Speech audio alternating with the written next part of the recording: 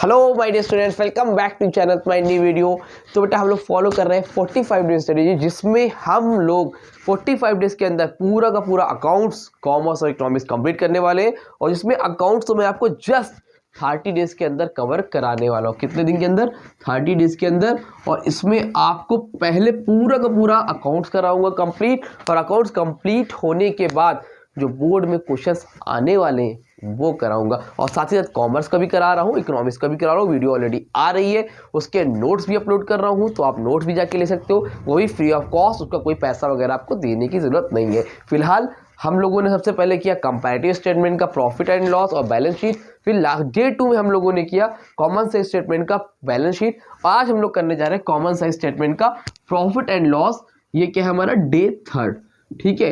कल डे 4 को वीडियो आएगी कैश फ्लो स्टेटमेंट की। बहुत बेहतरीन पढ़ाई है, उसको देखना।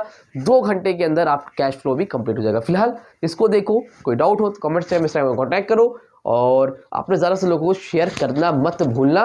चलो जल्दी से स्टार्ट करते हैं। अब common size statement of profit and loss account कैसे करते हैं।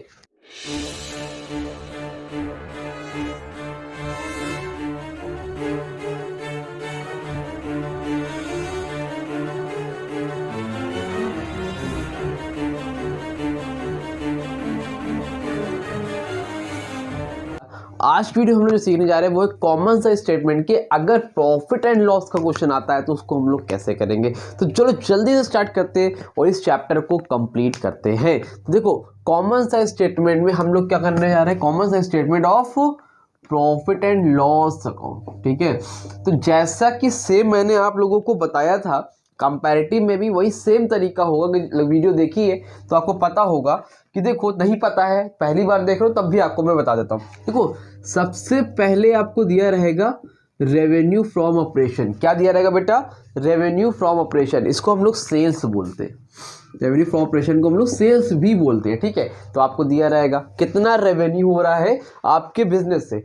उसके बाद आप ऐड करोगे अदर इनकम। ठीक है। क्या ऐड करोगे बेटा? अदर इनकम को ऐड करोगे, जो भी अदर इनकम होगी। फिर उसको आप क्या कर दोगे?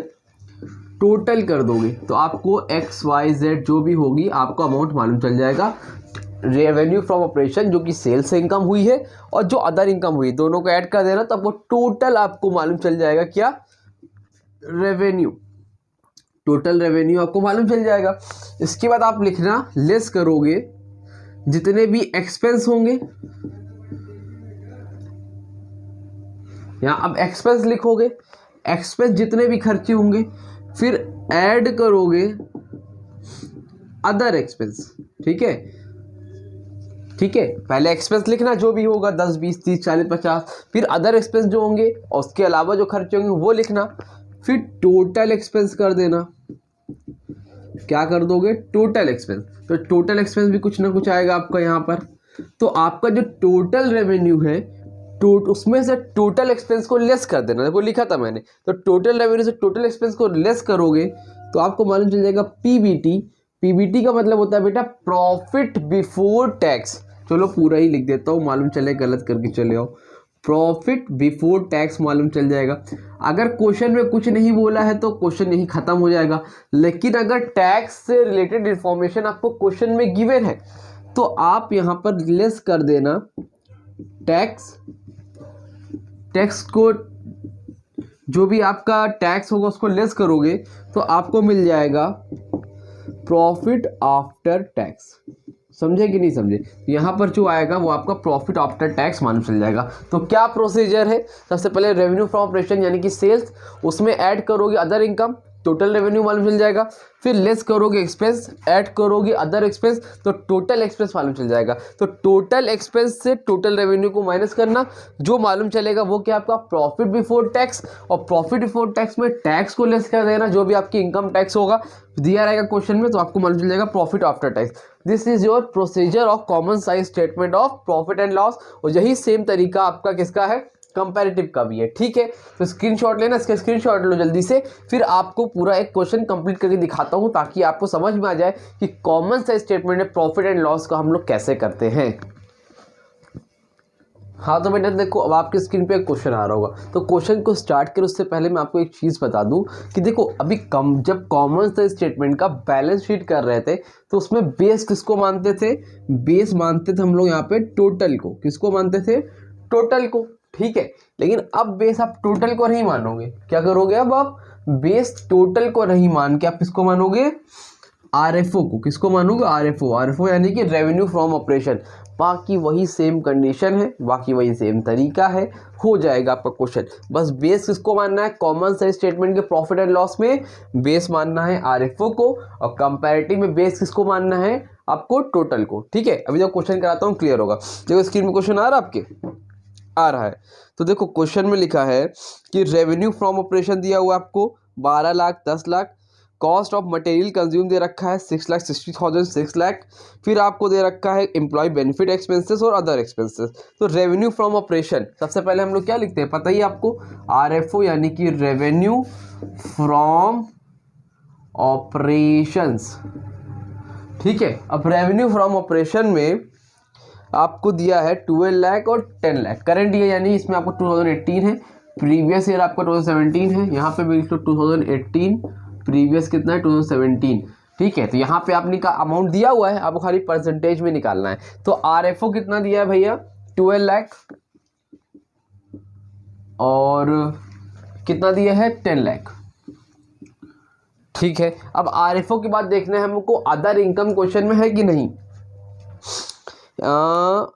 एम्प्लॉय बेनिफिट एक्सपेंस है, cost of material consume expense है, अदर एक्सपेंस भी अदर एक्सपेंस है, यानी कि अदर इनकम नहीं दिया है। जब अदर इनकम दिया ही नहीं है तो यही हमारा क्या हो जाएगा, टोटल रेवेन्यू। कितना हो जाएगा भाई, जो था वही लिख दो, 12 लाख और 10 लाख। अगर दिया होता अदर इनकम तो ऐड करके दोनों को साथ में लिख देते, 10 लाख हो गया। इसके बाद क्या है भाई, इसके बाद आपको दिया है सब एक्सपेंस की चीजें, तो हेडिंग लिखो एक्सपेंस। अब एक्सपेंस में क्या क्या दिया हुआ है बताओ मुझे। एक्सपेंस में सबसे पहले कॉस्ट ऑफ मटेरियल कंज्यूम्ड, वो भी एक्सपेंस में ही आता है, तो यहाँ पे लिख लो भाई कॉस्ट ऑफ, डायरेक्ट ना देखिए अलग रख दिया है, cost of material consumed expense का पार्ट है। कितना है, 6,60,000 और 6 लाख। ठीक है, 6,60,000 और 6 लाख, क्लियर। इसके बाद अब कॉस्ट ऑफ मटेरियल कंज्यूम के बाद है आपका एम्प्लॉय बेनिफिट एक्सपेंसेस, ये भी एक्सपेंस है तो इसको भी लिखो employ benefit expenses. Employ benefit expense कितना है, 1,20,000 और 1,20,000।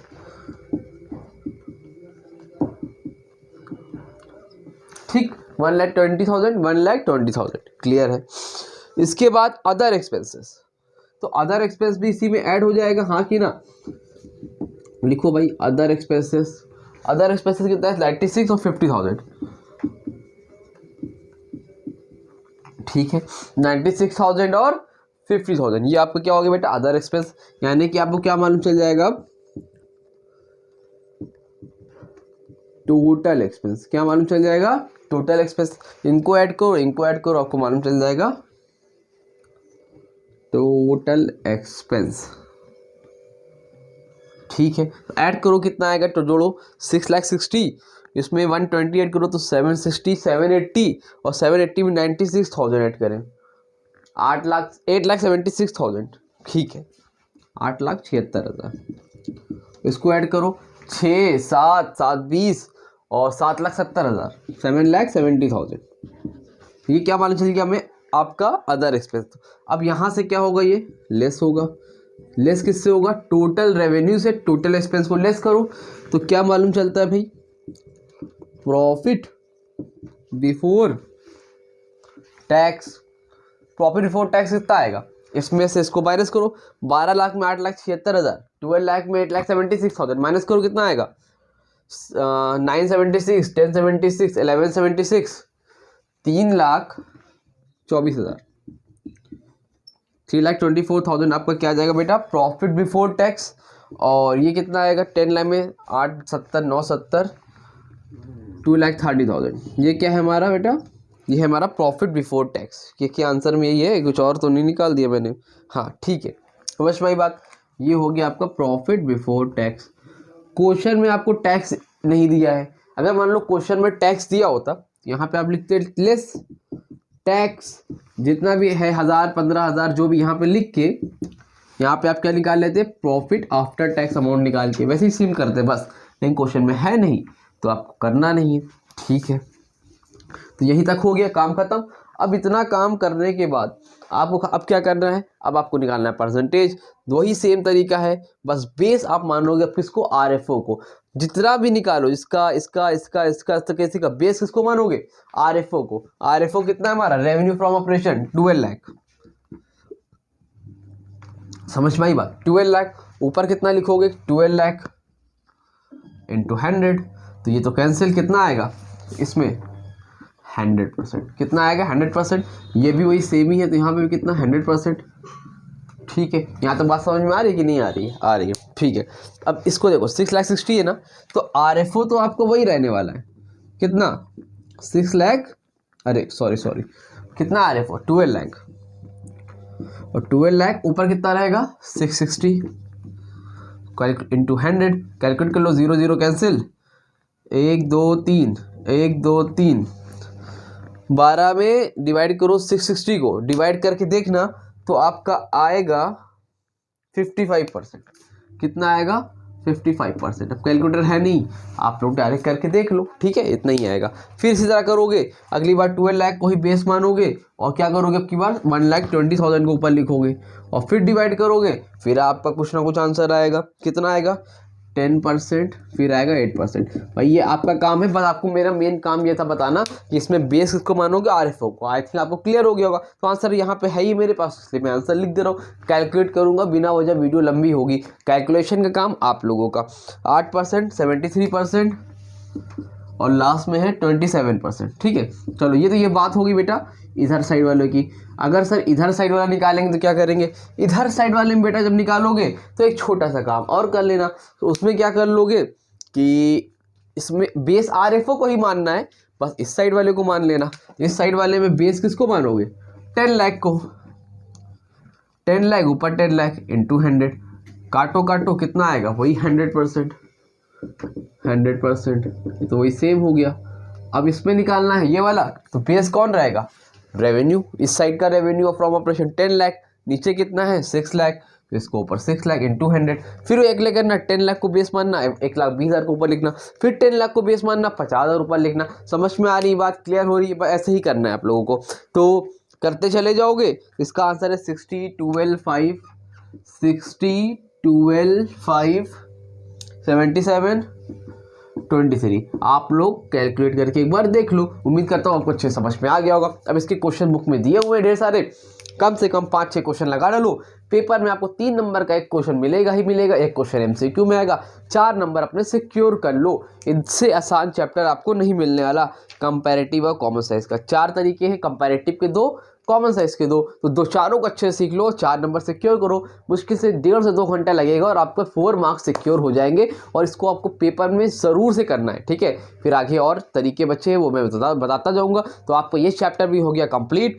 अब रिडेम्पशन है, रिडेम्पशन की वीडियो कल आएगी और रिडेम्पशन ऑफ डिबेंचर कल ही कंप्लीट हो जाएगा। तो मैं जितना कहा उतना कर लो, आपका पास होना कंफर्म है। फिर हम लोग सैम्पल पेपर और लास्ट ईयर के प्रीवियस ईयर क्वेश्चन पेपर को भी करके देखेंगे। और